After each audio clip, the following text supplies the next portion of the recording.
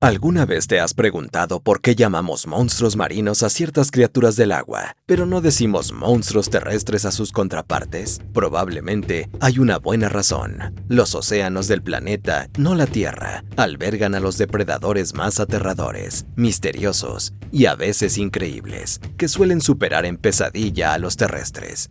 Y como la vida ha existido durante unos 4.000 millones de años y todo cambia constantemente, es natural que muchos océanos, mares y criaturas aterradoras y a veces perturbadoras hayan ido y venido. Pero al final, solo un lugar puede llevarse la corona como el más letal. Y es difícil discutir que ese título le pertenece a una antigua vía marítima que existió hace decenas de millones de años, en el lugar más inesperado. Y lo realmente extraño es que por cosas del destino su dominio terminaría dando paso, podríamos decir, a la porción de tierra más letal del planeta. Y no fue simple coincidencia. Tanto su formación con aguas mortales y luego el surgimiento de esa tierra letal estuvieron ligados a un solo evento que puso al mundo en rumbo de colisión, por así decirlo. Todo comenzó hace aproximadamente 100 millones de años, en América del Norte, que desde el espacio ya se parecía bastante a como luce hoy. Pero al bajar a la Tierra, nada era normal. Y no hablo solo de los dinosaurios o pterosaurios rondando por ahí,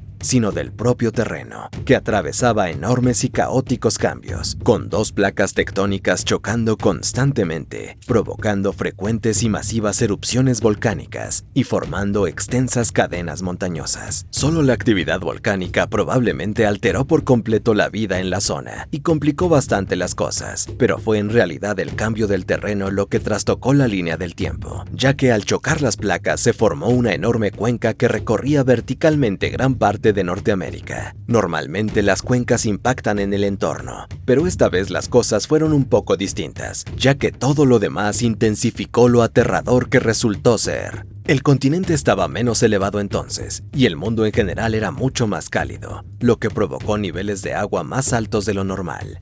Estos factores combinados hicieron que el agua invadiera Norteamérica, cuando el océano Ártico descendió por la cuenca hasta unirse al Golfo de México, dividiendo el continente en dos y creando el Mar Interior Occidental, que a mi parecer es el cuerpo de agua más letal que ha existido en la Tierra.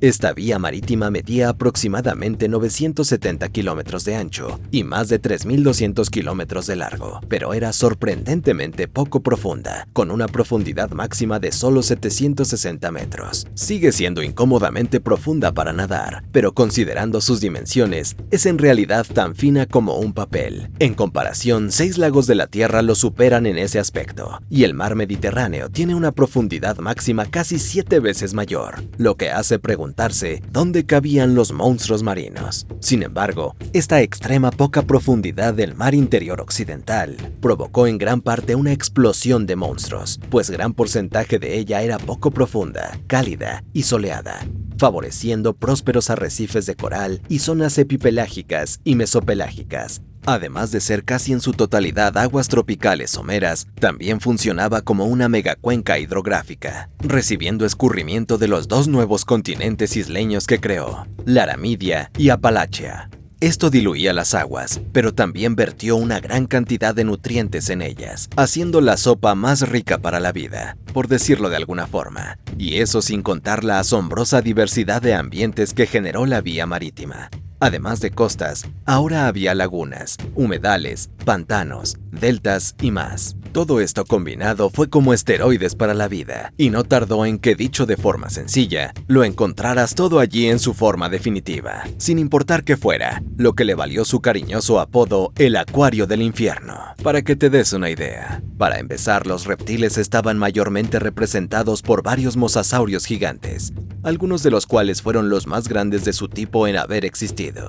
En muchos sentidos, eran los jefes de la vía marítima, y atacaban casi cualquier cosa que pudieran atrapar gracias a sus cráneos titánicos, mandíbulas y dientes robustos, diseñados para atravesar enormes cuerpos. El más famoso, por supuesto, era el mosasaurio hoffmanni, pero en realidad no era el más común. Ese honor correspondía al casi igual de gigantesco tilosaurio, y a los más pequeños, Platecarpus y Clidastes. Sin embargo, por la abundancia de la vía marítima, los mosasaurios no fueron los únicos depredadores ápice. Tiburones hiperdepredadores de gran tamaño también habitaban esas aguas y podían medir regularmente 5 metros de largo, y en algunos géneros, incluso superar en tamaño a los mayores grandes tiburones blancos registrados. Y gracias a sus dientes cerrados, velocidad y pura agresividad, parece que en algunos casos estos tiburones resultaron mucho más problemáticos para cierta vida que los mosasaurios. Esto por sí solo bastaría para que la mayoría entendiera que no conviene darse un chapuzón allí. Y aún así, la lista de depredadores sigue siendo extensa. Había peces carnívoros gigantes en abundancia, no solo feos, sino capaces de engullir presas del tamaño de un hombre de un solo bocado, sin importar lo que fueras, mientras cupieras en su garganta.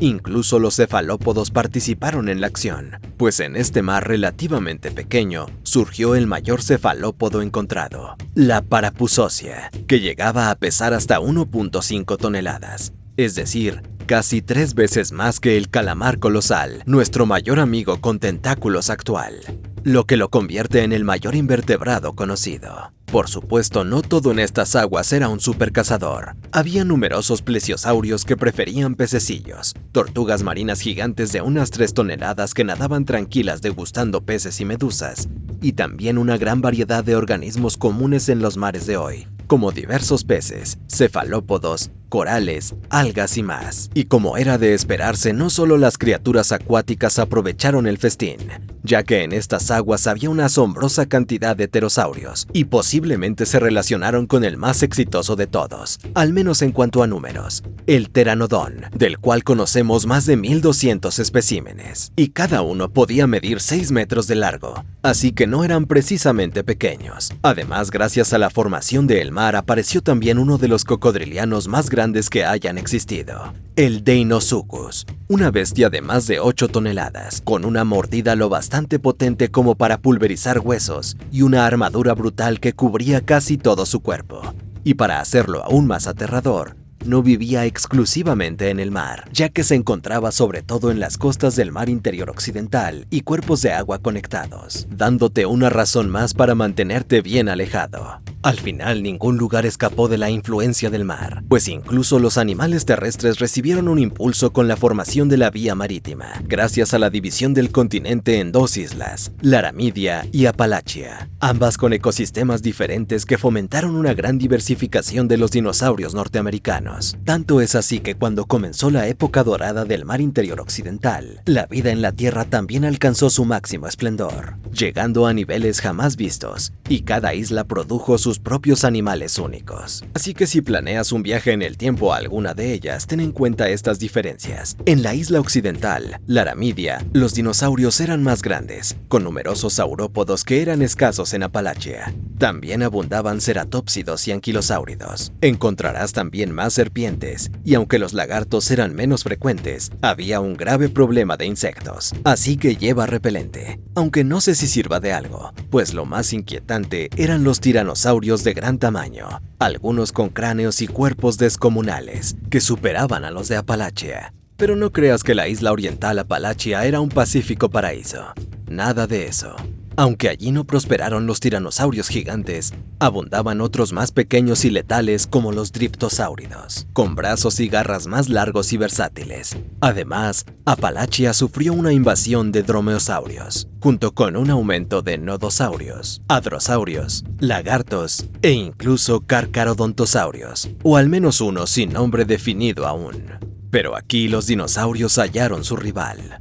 La región fue invadida por cocodrilos, no solo el omnipresente Deinosuchus, sino numerosas especies acuáticas, semiacuáticas e incluso terrestres. Y por si esto no fuera suficiente, en los primeros tiempos también pudieron habitarla alosauroideos e incluso Acrocanthosaurus pudieron llamarla su hogar. Así, mientras la vida prosperaba en el mar interior occidental, también florecía en tierra, y no sería descabellado llamar a Norteamérica el lugar más caótico del planeta, tanto en mar como en el suelo. Sin embargo, el mar aún guardaba un último as bajo la manga. Su existencia había preparado, sin saberlo, el escenario para los dinosaurios más emblemáticos. Aunque este mar siempre había mantenido alerta a los animales con sus fluctuaciones en el nivel, las cosas comenzaron a cambiar hace unos 70 millones de años, pues comenzó a retirarse y no volvió, pues el levantamiento de las placas elevó el terreno y drenó lentamente el mar. Este retroceso y los movimientos tectónicos produjeron grandes cambios físicos y climáticos, de modo que en apenas un par de millones de años sobrevivió solo el 20% de los dinosaurios de la época del esplendor del mar interior, sin dejar de mencionar la extinción de especies marinas como Cretoxirrhina, Archelon y Deinosuchus. A primera vista, esto podría parecer malo para la vida y bueno para cualquier posible viajero en el tiempo que quiera mantenerse a salvo. Sin embargo, como dice el dicho, la desgracia de unos es fortuna de otros. Y aunque no sabemos con exactitud el nivel del mar hace 68 millones de años, sí sabemos que se había reducido drásticamente, dando lugar a una situación muy peculiar. Gran cantidad de tierra nueva lista para ser ocupada, con un suelo fértil gracias al sedimento que fue depositado. Y fue en este vacío donde surgió el lugar más infame del planeta, hogar de animales tan legendarios que, de todas las formaciones que conocemos, se ha vuelto la más famosa, el Arroyo del Infierno. Su dominio se extendía por partes de lo que hoy son Montana, Wyoming y las Dakotas Norte y Sur, que antes habían estado completamente sumergidas por el mar. La zona se transformó en una vasta llanura llena de pantanos, bosques, ríos y lagos, entornos ideales para la vida. Pero había algo distinto en este lugar, pues muchos de sus dinosaurios rompían récords, entre ellos quizá el mayor depredador terrestre de la historia, el Tyrannosaurus Rex. En parte gracias a la reducción del mar y al recambio de fauna, se convirtió en el único gran depredador de Norteamérica, y sin duda el más temible del planeta en ese momento, y quizá de toda la historia, al menos en tierra, ya que tenía una estructura digna de un tanque. Esto se aprecia mejor al compararlo con otros grandes terópodos carnívoros, y por ahora sigue siendo tentativamente el más pesado de todos, con el fémur más grande conocido, indicando un peso de hasta 12.5 toneladas, aunque el promedio oscilaba entre 5.4 y 8 toneladas. Y para reforzar su reputación, el espécimen más completo apodado Scotty ostenta el título de ser el ejemplar de terópodo grande más completo conocido hasta ahora. Y como dice la regla, con gran tamaño, vienen mandíbulas más grandes, ya que el T-Rex tenía una cabeza titánica, más grande que un adulto humano, llena de dientes enormes, puntiagudos y ligeramente aserrados que, en resumen, eran como bananas letales. Su potencia se debía a enormes músculos que le permitían morder con más de 60.000 newtons de fuerza, 3 veces más que la mordida más fuerte actual en la Tierra, suficiente para pulverizar armaduras, músculos y huesos. Al morder, prácticamente vaporizaba lo que tocaba, como lo prueban los excrementos fosilizados con huesos triturados hasta parecer arena. Además, a pesar de su apariencia, el Rex también tenía unos brazos engañosamente fuertes, capaces de levantar casi media tonelada o sujetar animales que se resistían. Y para completar el paquete, además de una visión y olfato excepcionales, existe la posibilidad de que esta criatura fuera social, formando manadas o al menos reuniéndose cuando había sangre. Nada alentador. Al final, estuvo peligrosamente cerca de ser un depredador perfecto, y su tamaño y mordida le permitían cazar herbívoros gigantes, normalmente fuera del alcance de casi cualquier otro depredador. Claramente el Rex era una pesadilla y el último depredador con el que quisieras cruzarte, lo que hacía a Hell Creek tan letal, pues aquí es donde el rey era más fuerte. Un estudio paleontológico determinó que era el segundo dinosaurio más común, y aunque vivió en otras partes de América, el 85% de los ejemplares nombrados provienen de este lugar, así que buena suerte evitándolo. Y la cereza en el pastel, el Rex era bastante agresivo incluso cuando no cazaba, pues muchos ejemplares muestran señales de peleas brutales e incluso en algunos casos evidencia de canibalismo. La única buena noticia es que por su descomunal corpulencia no era precisamente ágil ni perseguía presas pequeñas y veloces. Pero no te preocupes, porque aunque el Tyrannosaurus era el único asesino gigante, Hell Creek también albergaba muchos asesinos pequeños, relativamente pequeños, claro. Uno de ellos quizá no era tan distinto a él. Nanotyrannus, un depredador mucho más rápido y ágil, pero que seguía siendo incómodamente grande, alcanzando 1.5 toneladas y probablemente cazando cosas más cercanas a nuestro tamaño. Ahora bien, no hay un consenso claro sobre qué era exactamente esta pequeña pesadilla. Algunos dicen que era solo un T-Rex juvenil, mientras que otros creen que era un género distinto. Pero francamente no sé si eso realmente importa, porque fuera lo que fuera seguía siendo letal y veloz, arruinando la paz de los animales pequeños. Además de lidiar con los mini tiranos, también había que lidiar con el hecho de que Hell Creek era un paraíso para los raptores. Irónicamente, el que se asocia con el T-Rex, el Velociraptor, no estaba presente, ya que ni siquiera vivió en América del Norte. Hell Creek albergaba otros raptores tal vez más temibles, siendo el más común el Acheroraptor, muy cercano al Velociraptor, pero más grande, llegando a medir hasta 3 metros de largo y pesando lo mismo que un perro grande. Como otros de su tipo, tenía garras en forma de hoz y un cuerpo que le daba agilidad y velocidad. Y al igual que el rey, tenía una mordida temible, aunque por razones distintas. Sus dientes aserrados se combinaban con una mandíbula relativamente débil, permitiéndole morder rápida y repetidamente para cortar, desgarrar y hacer sangrar a sus presas. Y esto funcionaba, ya que fue uno de los 8 dinosaurios más comunes del área. Y aunque más raro, también tenías que preocuparte por una molestia mucho mayor, de la misma categoría, el Dakotaraptor. Este dromeosáurido tenía una constitución parecida al Acheroraptor, con huesos ligeros y elásticos, pero la diferencia es que era gigantesco para un raptor. Medía hasta 6 metros y pesaba poco más que un oso grizzly promedio.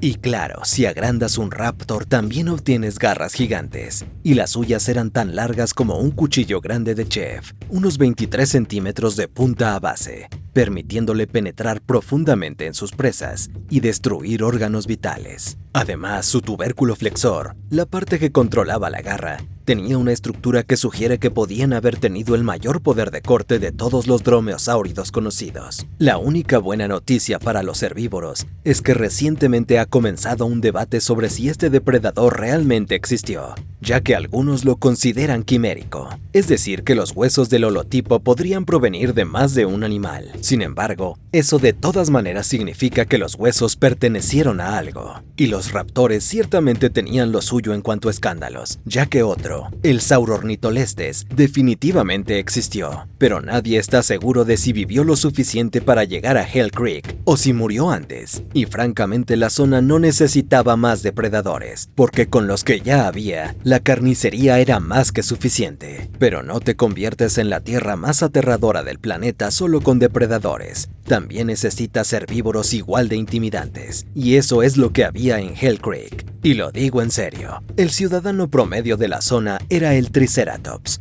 uno de los ceratópsidos más grandes, si no es que el más grande que haya existido. Básicamente imagina un elefante, pero más robusto, más agresivo y armado con 2 cuernos puntiagudos y una enorme cabeza con escudo. Ahora tienes una idea de con qué te enfrentas. La mayoría de los depredadores solo podía soñar con derribar a uno de estos, que a veces pesaban hasta 10 toneladas. Y ni siquiera para el mismísimo rey, el T-Rex, esto era broma. Cada uno de sus 2 cuernos medía más de 1 metro, lo suficiente para atravesar trozos de carne, y hasta ahora el Triceratops es el único dinosaurio con evidencia directa de haber herido a un T-Rex. Y hasta entre ellos mismos mostraban su brutalidad, ya que el 14% tenía daños en la cabeza, lo que sugiere que les gustaba pelear seguido y con intensidad.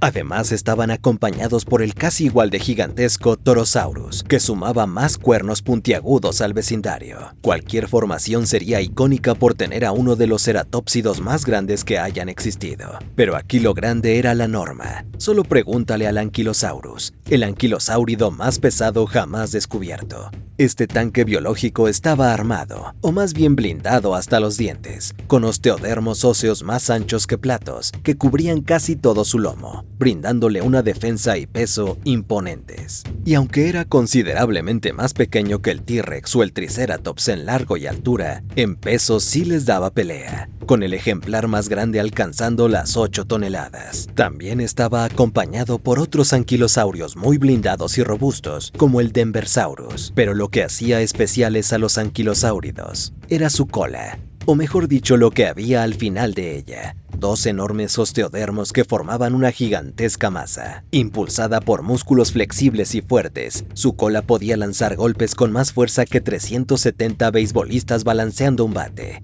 O según estudios más recientes, hasta 1000.